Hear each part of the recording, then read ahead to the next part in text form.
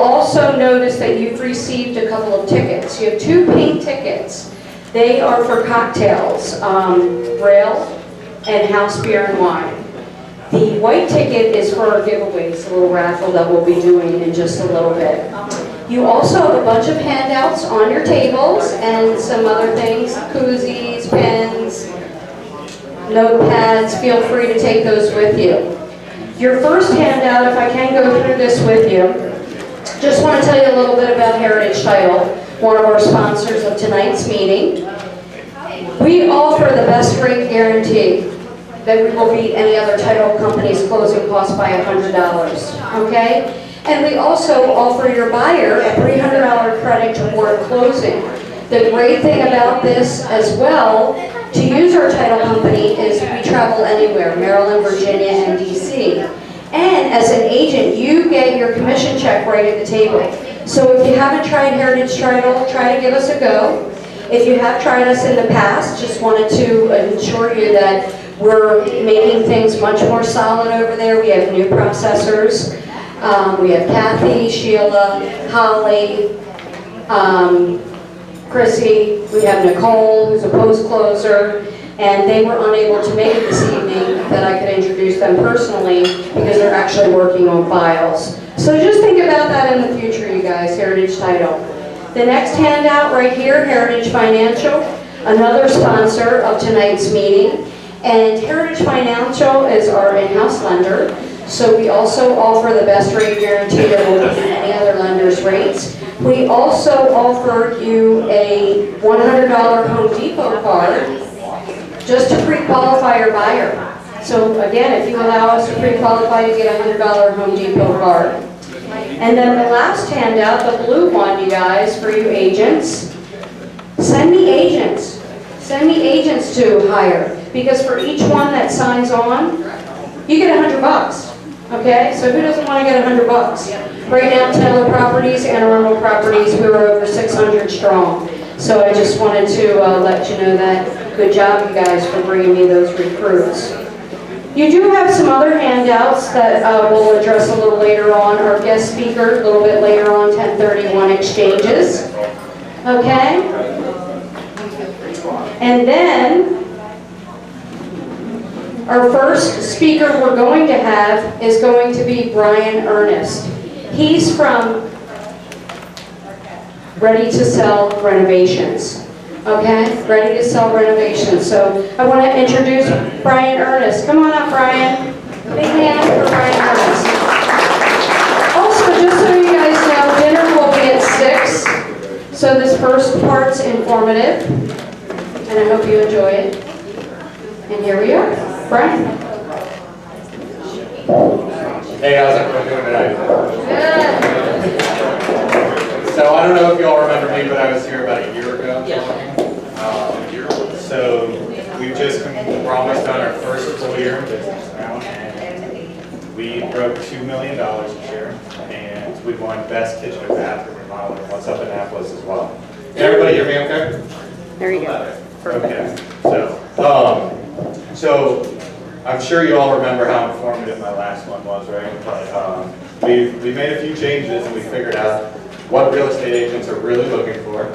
And we try to market our business directly towards real estate agents because we know that you guys are our entire marketing force and we don't have to do any marketing because you do it all for us, right?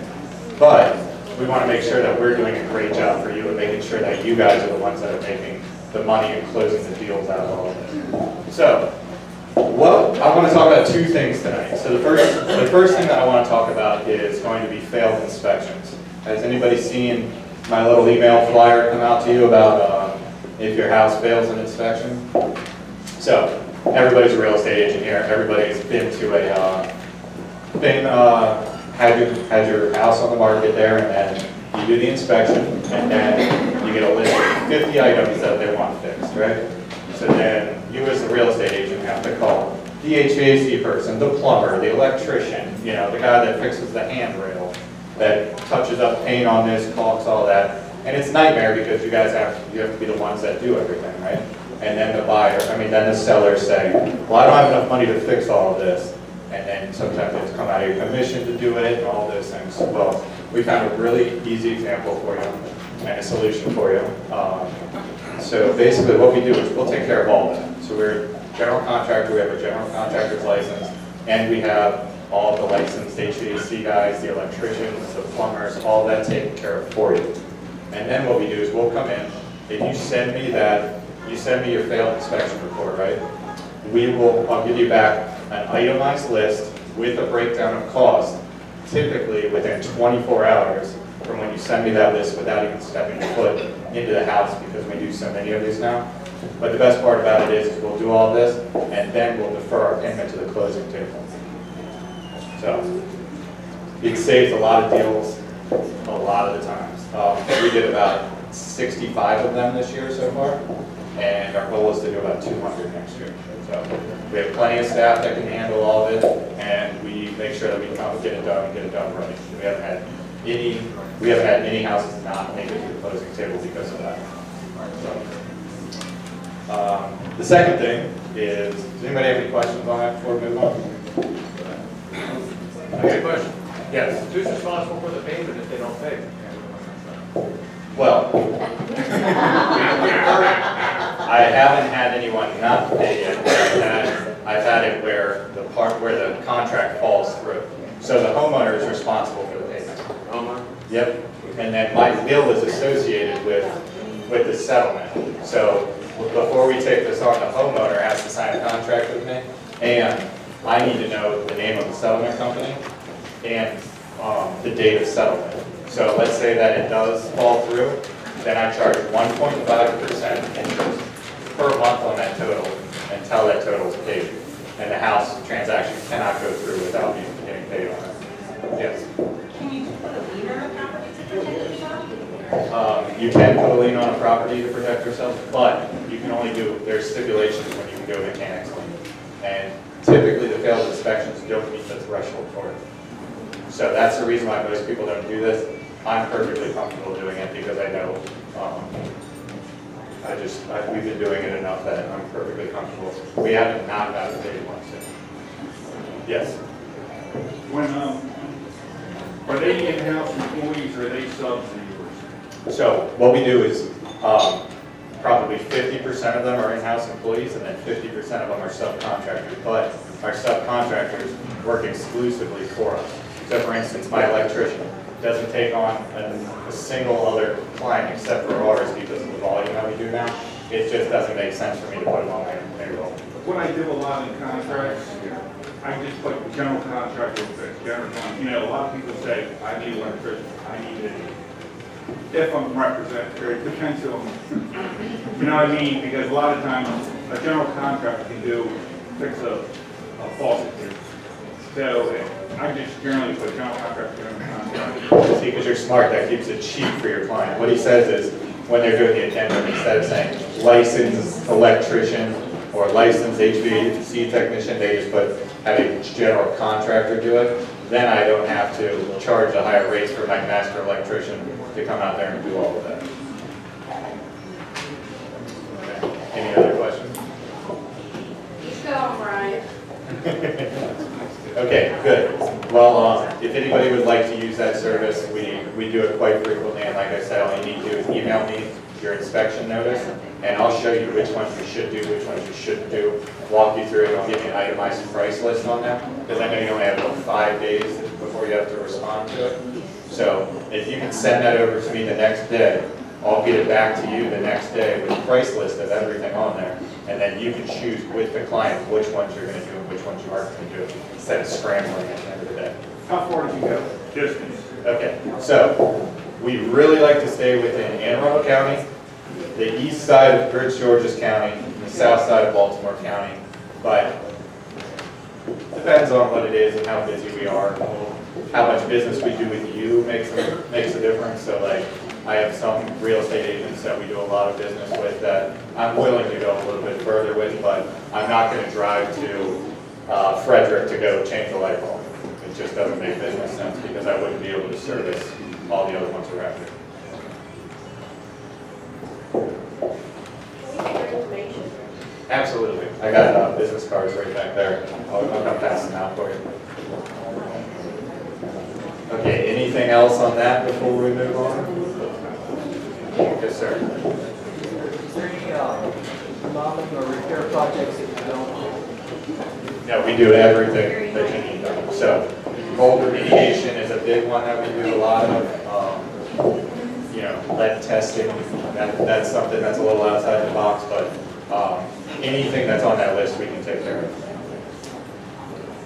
Yes, sir. When you only spoke to inspection, why if I get a fine, and I recommend some repair or renovation?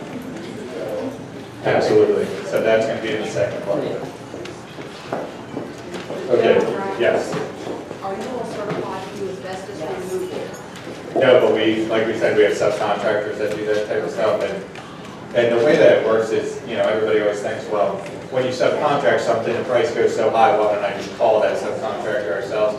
We do, like I said, we do about $2 million worth of business a year. So we have pre-negotiated terms with all of our subcontractors where if you go to them directly, whatever my markup is on top of that, I'm still going to get a better price. I'm going to give you the same price, if not better than what they would be. Any other questions on that?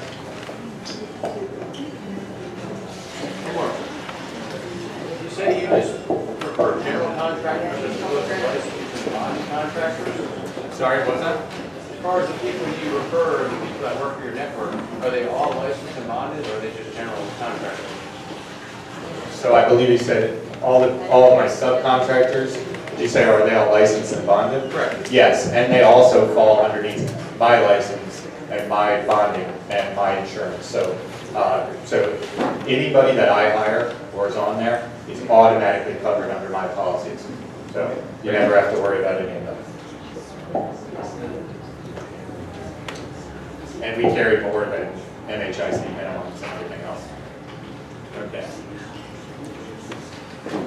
All right, that sound good for that side? Okay, so let's talk about the second thing that has been a huge hit this year, and that's renovation loans. So, anybody here do a 2 or 3K loan this year? Nobody, huh? Now, is there a reason why you don't do it? We got one back here. Is there a reason why nobody does it? Okay. Why do you think it is? Contract costs. Contractor cost is too high? Anything else? Slow down. Slow down on what? Time draws, On what? time draws, paperwork. Paperwork, yep. Okay. So, we found a huge niche doing this. So right now, we're doing 500,000 every single quarter. This past quarter and the next quarter, we already have $500,000 worth of 2 or 3K loans already signed, ready to go for next quarter. Now, here's the reason that these realtors who weren't doing them before are doing them now, and they're gaining this whole new market share. And that's because what we've done is we've figured it out. So then the contractors, it becomes a big issue for contractors. No contractors want to do them because they have to put up all the cash up front. So for instance, I'm doing one right now for $150,000, right? So then I don't get, so what happens is after I complete, let's say, the windows, the framing, and the electrician and the plumbing roughing, right? Let's say that takes us 4 weeks to complete. And then on week 5, the HUD inspector comes out. And then the HUD inspector fills out his paperwork in 2 weeks. Let's say it takes him 4 days to fill out his paperwork. Then he sends that paperwork to the homeowner. And the homeowner signs that when he gets around to it a week later, and then sends paperwork over to me. And then I sign my paperwork, the next day. And then I send that into the bank. And then the bank takes 4 days to figure it out. And then the bank takes another 4 days to send the check over. And then the check goes to the homeowner. And that takes another 7 days. And then the homeowner has to meet up with me. And then I collect that check from the homeowner. And then I sign that check. I put that check into my bank account. And then I cash that check, right? Now that is the first draw of $150,000. So let's call it $50,000. Now we're all the way to week 9. By the time I get 1 penny for that. So then we have to start the process for the second draw and the third draw. So for every single house that I do, I have to put up the entire amount of money out of my pocket in order to do that. So this is why most contractors want to stay away from this. Now the difference is I figured out our entire cash flow situation because I have a financial advising background before we started this, so we have no problem with the cash flow situation. We can handle all the business that you want to throw at us in terms of 2 or 3 days for the time being right now. So that's something that is not an issue with us, and we're able to keep our margins where they need to be, so it's not a huge burden for your clients. Our prices are almost right in line with what you would go find a contractor you'd pay in cash for. Like, you're not going to pay a premium just for these 2 or 3K loans. So we've only lost 1, 2 or 3K loan the entire year that didn't go through after our inspection. I mean, after our bids went out. So you'd be surprised. Now, these real estate agents. Now, you also have 2 other people that you have to deal with, right? You have to deal with the bank, and you have to deal with the HUD inspectors, right? So I got a list of HUD inspectors that are wonderful to work with. I have a list of mortgage brokers, but you have a mortgage broker in-house right now that can handle these. We sat down and had a conversation about them the other day. Now, the paperwork isn't typically an issue from the lender, and it's not typically an issue it's always an issue from the contractor.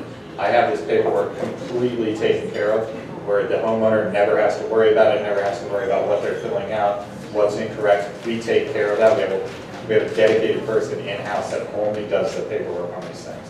So we've worked with almost every single lender that you guys have worked with now, almost every single HUD inspector, and we have this thing down to a science now. So most of the time, from the date that you bring us into the house to give us our estimate, 65 days is the average for when that loan closes, from the day that we get in there. So we can typically get the process started within 5 days after you have the contract on the house. Yes, sir. What's the interest rate on for the homeowner? I don't know. I don't get to see that. But I don't think they're that much more. I think they're like 4 1/4 or something. Not used to it.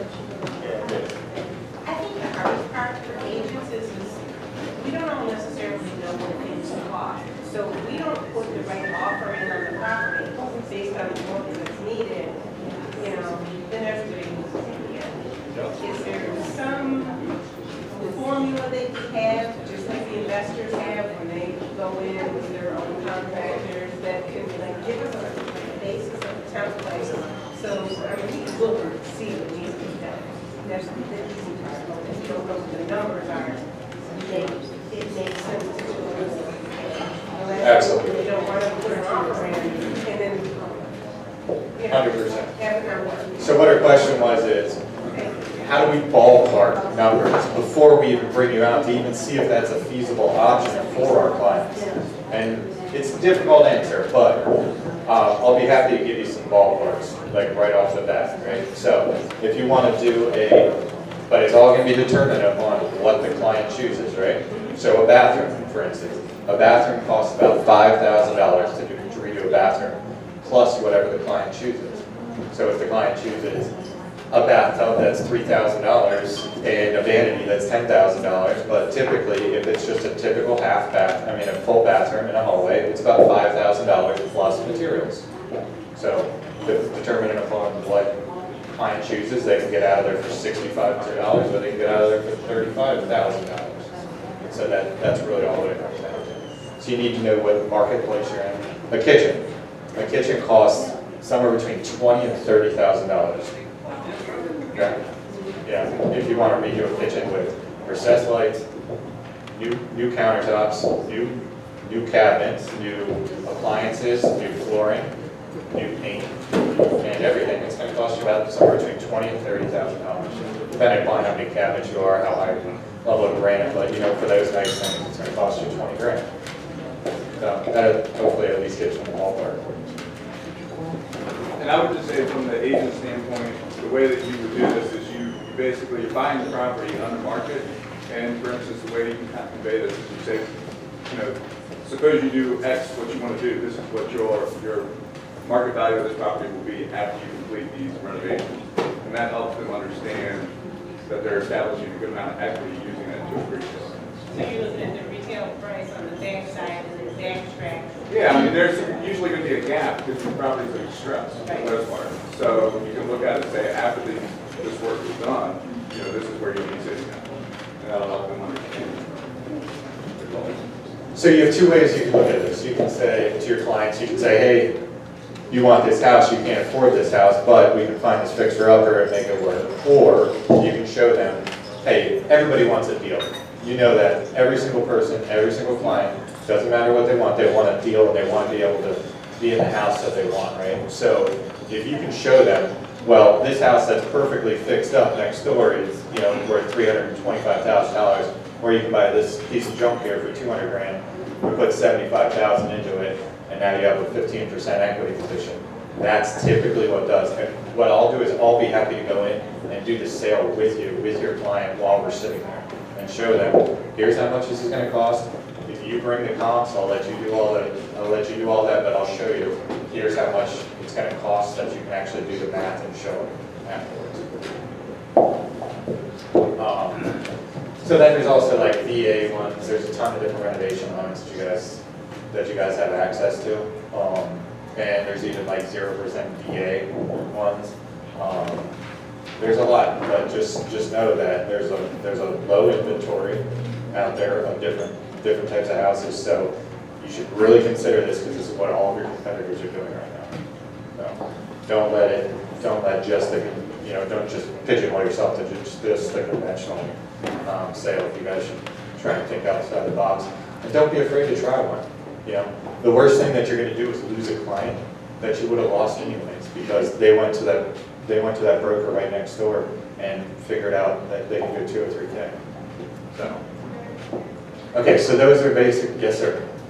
Curious, for a condo, do you do PVC water line replacements? Sorry, for condos. Or PVC pipe? Do you do that? Of course. Yeah. So you're asking if we use CPVC inside houses? No, he's asked about the condensate line inside the. Inside like HVAC systems? Pardon me? What are you asking? What, there's a client who has a condo that's got PVC pipe that hasn't burst yet, but, you know. Yeah, you're talking about the blue. Yeah. Yeah. So it's a little tricky, right? So he's talking about this type of pipe that we run into. I just ran into one the other day, right? So it's like it's a blue pipe. If you ever go into a house and see a blue pipe on it? I did. Yeah. Did it blow up? Yeah. It did. Yeah. So I've read a lot of different things about it, but it just depends on how accessible it is to get to and how much damage it's going to cause. So for instance, the one I went to the other day had it only running from where the city hookup for the water hookup in the middle of his front yard was to his house. Okay, so yours blew up there. Okay, so what did you have to do? You had to dig up the whole front yard? Dig up the whole front yard and replace it with some black, whatever. And how much did that cost? Yeah. Not as much as you were charged. Depending upon where it is. So for instance, I just went out and I saw that exact same client. He said, hey, I just bought this house and they got this blue pipe here. Should I replace it? And I told him, because I'm as honest as it gets to him, I said, okay, well, let's think. What's going to happen?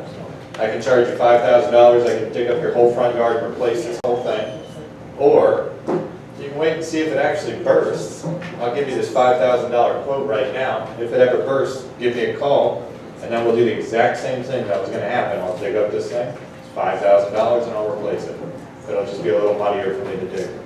That's a downside. Exactly. all through the house. It's all through the house, no matter the house. Then just get a cheaper price on the house, and we'll come in and replace all of it. I had a two-story colonial, the entire house replaced for being great. Which, Repiping the whole house for $8,000 sounds, right up its, that's how much it costs. So that's good. It's not, that guy didn't gouge. Any other questions? Okay. Okay. So the third thing I lied. There was actually 3 things. We can do kitchen remodels, bathroom remodels, regular payment stuff. You know, I do like actually receiving money in thirds. I don't just like lending all the money out all the time, but we do all of that. So we just went best kitchen and bathroom remodel and what's up in Annapolis this year. We quite frequently run specials on all that stuff. We also run big roofing specials all the time. So if you ever need a roof replaced, let me know. I hired a whole roofing crew this year, and we're constantly booked 365 days now. So we pretty much beat everybody's roofing prices. Okay, any questions before I hand this over? You also do roof repair, not replacement? Absolutely. Yeah. So flat roof, tar, all of it? I got the guy out on the roof right now with a blowtorch doing the flat roof. So. Okay, anything else? Yes, sir. Did you say last time you guys steering away from rehab work? So last time I was in here, we had a program that we were doing where we were doing, where we would front all the cash, do all the rehab, then your house would go for sale, and then we would recoup our money on the back end of it. So we did a lot of it last year, and it just seems that the demand for the 2 or 3Ks are so much higher for the risk versus return that we need to do on it, because we still have a lot of them that haven't sold yet. That, like I said, I only have so much cash that I want to put out in the marketplace. So we're not taking on any more of those right now. But we will be doing it again next year. So, you know, if the project's correct for it, we'll do it, but we were taking on too many of them. It was tying up our cash flow that we couldn't turn all of our stuff over quick enough. And we saw a significant demand for it. We had about 40 people waiting on a list for it. So I kind of just had to stop that for the time being. Yes? What's the minimum job? Sorry? No, I have a minimum job. No, it just depends on what we're talking about. You know, if your job is for $1,000 in Anne Arundel County, no problem. If your job's for $1,000 in, you know, the south side of Upper Marlboro, good luck. But we'll always refer you to somebody else if we can't handle it. But we don't like to not be able to handle it. We just, you know, we'll always leave you in a good position. We'll at least refer you somewhere you can find the next student. Anything else? All right, thanks.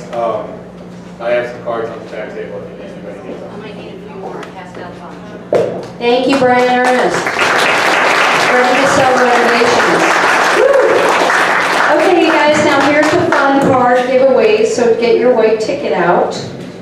Got a few giveaways, nice bottle of wine up here. So the first one is 513363. 513363.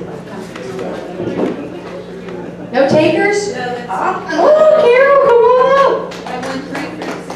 513363, correct.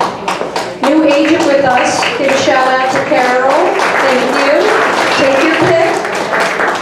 Next one, 513357.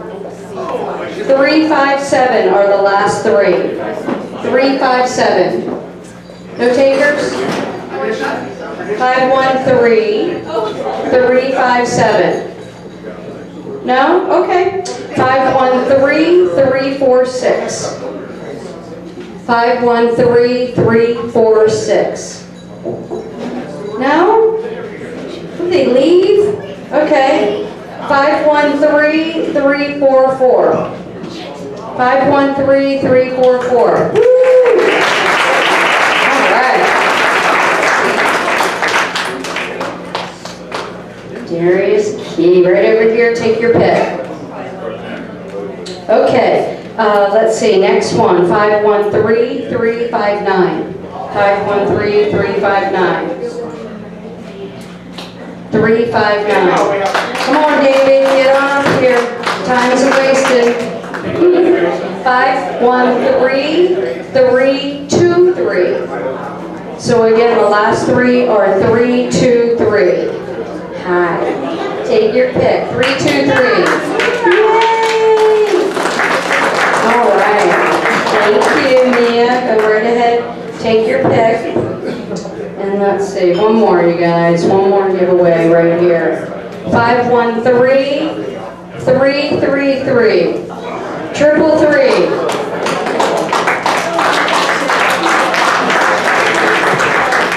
Great. And now what I would like to do is just direct your attention to the back wall and introduce just a few people. We have Richard Hughey right there, who's one of our loan officers for Heritage Financial. Shout out. Kristen, who is next to him, she works for Heritage Title. Okay, then we have Melissa with Taylor Properties. She is one of our form specialists. She does the company training for the website and a million other things. So that's Melissa. Next to Melissa is Karen. She's one of our main form specialists and amongst other things, licenses. And then we have Kathy Jordan, who's one of our title processors.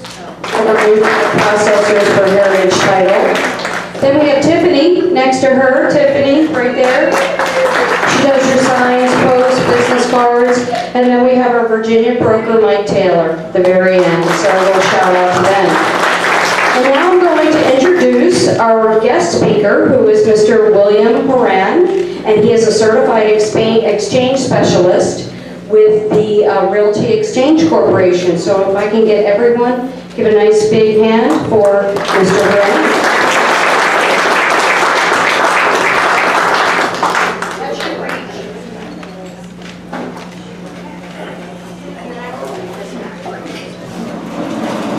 Good evening, everyone. As you can see, my projector's not happy tonight. So bear with me. Everybody should have a handout. I copied everything, so all of this is in your slides. We're not going to talk about mold or fair housing or any of that stuff. What is this all about? It's actually about money. Okay, so some of this is boring, taxes, legal stuff, tax code, all that stuff, but in the end, this is about money, okay?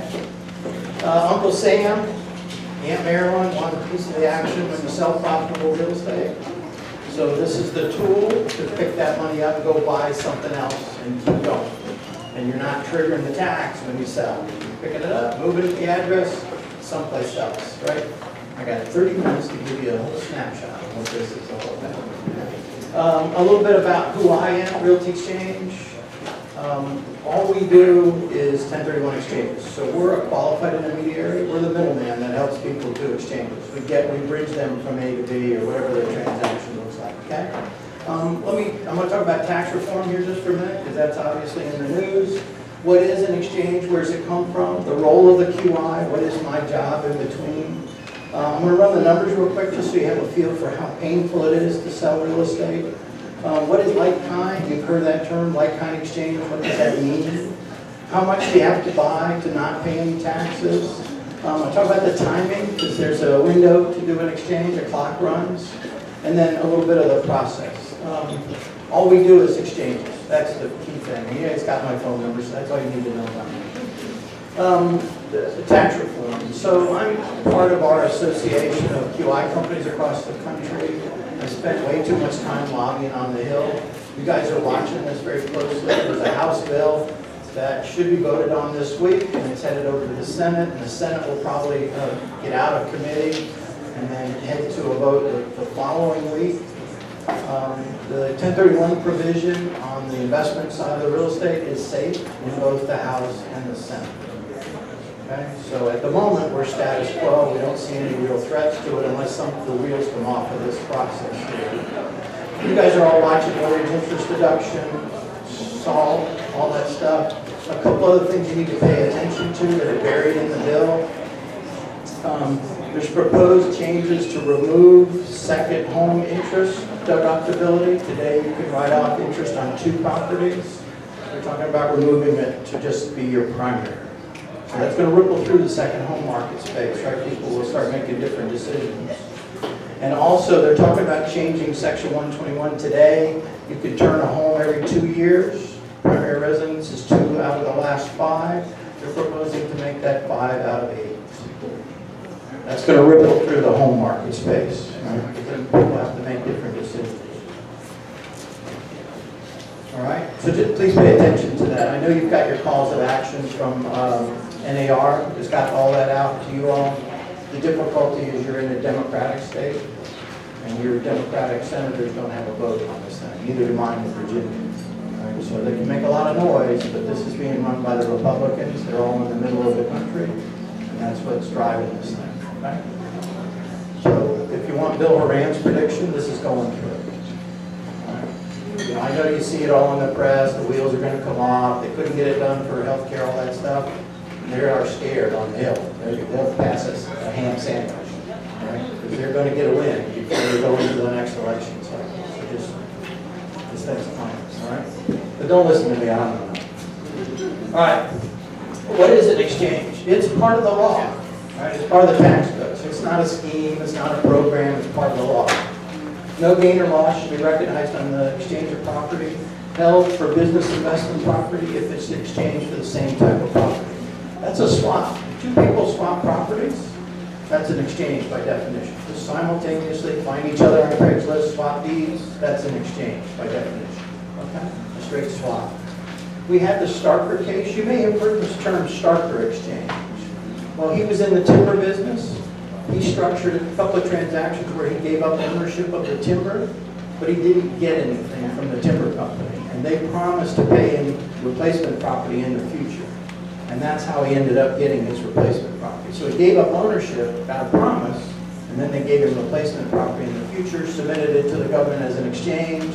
They challenged him in court, and he won in court. They challenged him a second time, he won the second time. So he's the one that gave us the delay.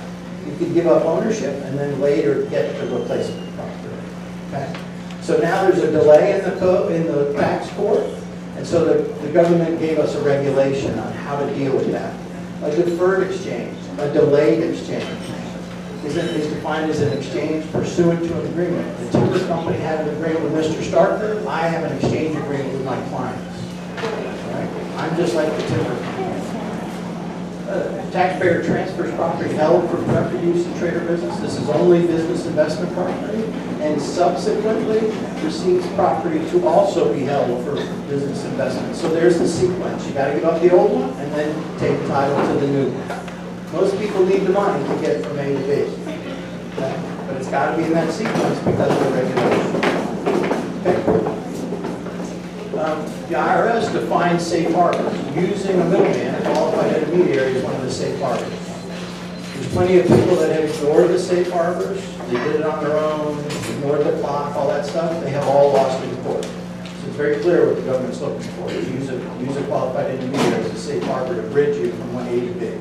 Okay? Here's the definition of a QI from the government. It's a person who's not the taxpayer, so that means you can't do your own exchange. Can't act as your own QI, enters into a written agreement with the taxpayer, and as required by exchange agreement, I take over the relinquished property from the client. They're giving me their relinquished property on paper for tax purposes.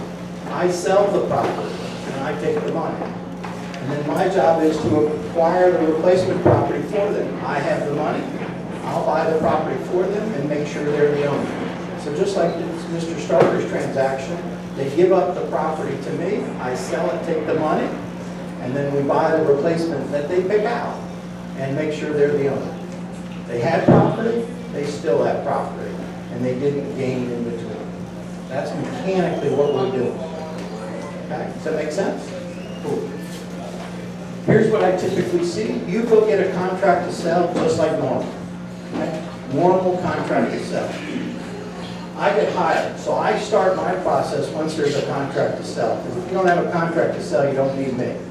Right? So I do my paperwork in that window of time between contract signing and closing, which is usually 30, 45 days. Right? I've got to be hired before settlement. Okay? As part of that transaction, I'm assigned into that contract. So you do the contract, I get assigned into it. I'm stepping into the transaction as an assignment. Does that make sense? Cool. We're going to close, and we're going to deed directly from the client to the buyer directly. I do not go on deed. Okay? And then I put the money in escrow. The client chooses and contracts for the replacement. You guys go help them get the replacement property. Go get a contract to buy something new. I need a copy of it, and I'm gonna get assigned in. I'm gonna step into their shoes to buy the property for them with their money. And then at the end, I make sure it's titled to the client. So they have property. We take it away from them. I take the money, we buy the new one, and I make sure they're the owner. Okay? When it's all said and done. Does that make sense? Cool. So there is a cash transaction. There's a cash transaction. Yeah, that's a simultaneous exchange. We just rarely see that. So nowadays, it's usually somebody like me. You sell a property, pass it through me, and then turn around and buy something new. And we're going to talk about values, right? Yes, ma'am. I have an investor that I work with who worked in multiple states. So he's got such a thing, working with another agency, Rome. He's got about 100 in his inventory of cars. How quickly can you move to roll through transactions and we do it in different states, like one house in one, in DC and another, and like. Sure. Yeah, I do. This is federal, so I do exchanges all over the country. People are moving stuff all over the country. How quickly do you? Ideally, I have like 2 weeks before closing on the relinquish to get set up. I've done them at the closing table. Sometimes I'll write a contract and we'll close it in a day. Yeah, that's not an issue. That's not an issue. Ideally. Yeah, that's not an issue.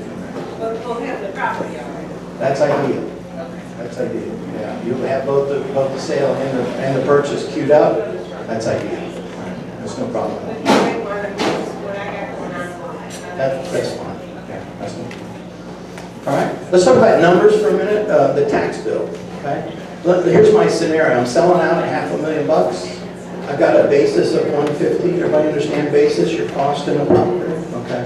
I've taken 45,000 of depreciation and I owe 90. What I'm after is what's my gain.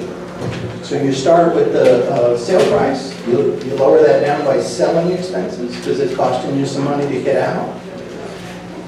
Less your cost basis. On this property, I didn't add any improvements. No new money went into the property. Okay? Less the depreciation gives me a tax basis of 105. So my gain is 355,000 on this thing. So if I go to sell it, I'm going to have to pay taxes on 355. Okay? So the very first tax they pick up is the recapture of depreciation. So they let us take a paper loss on the property every year for wear and tear. And then they tax it at 25%. And that's the one most people miss. The profit is taxed at 15%. Long-term capital gains is 15%. You have to own an asset.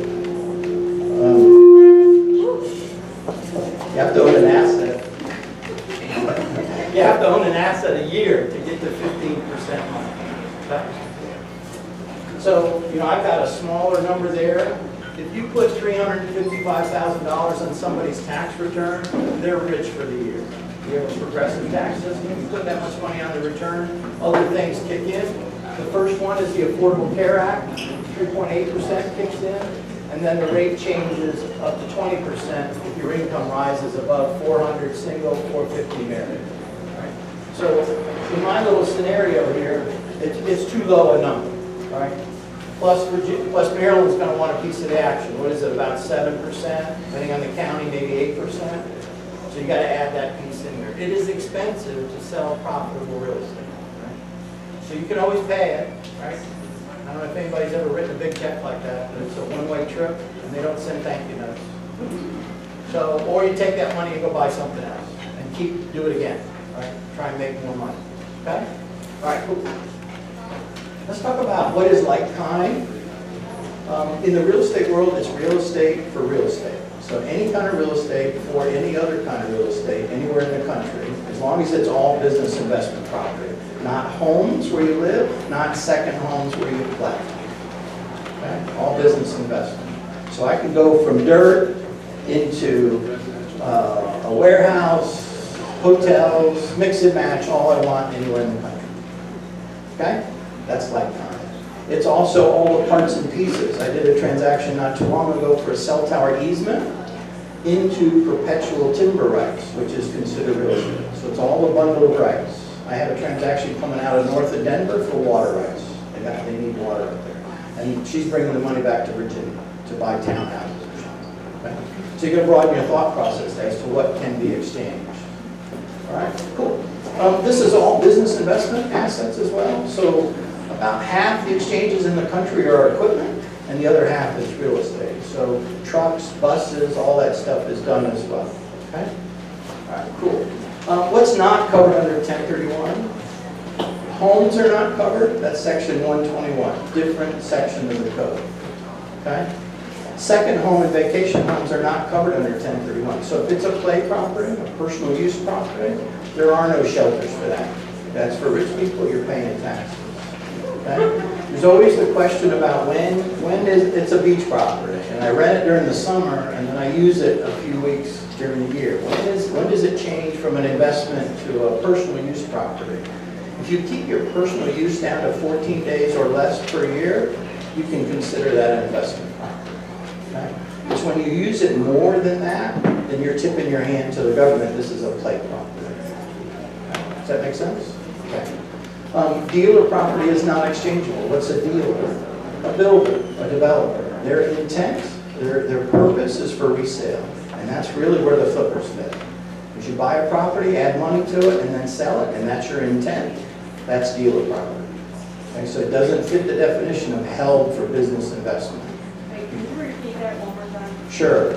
So the definition for an exchange is business investment that's held for that purpose, whereas flippers are primarily holding for resale definition. They have a different tax treatment. They don't get to do 1031 exchanges. Okay? Yes, ma'am.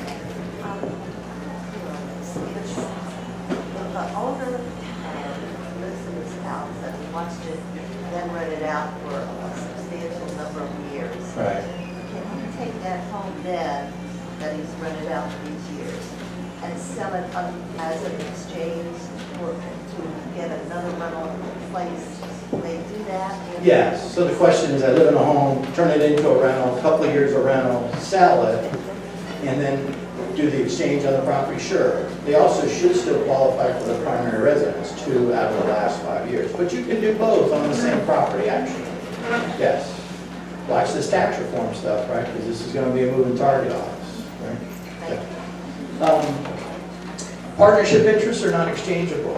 I bought a property with my neighbor. The attorney told us to create an LLC.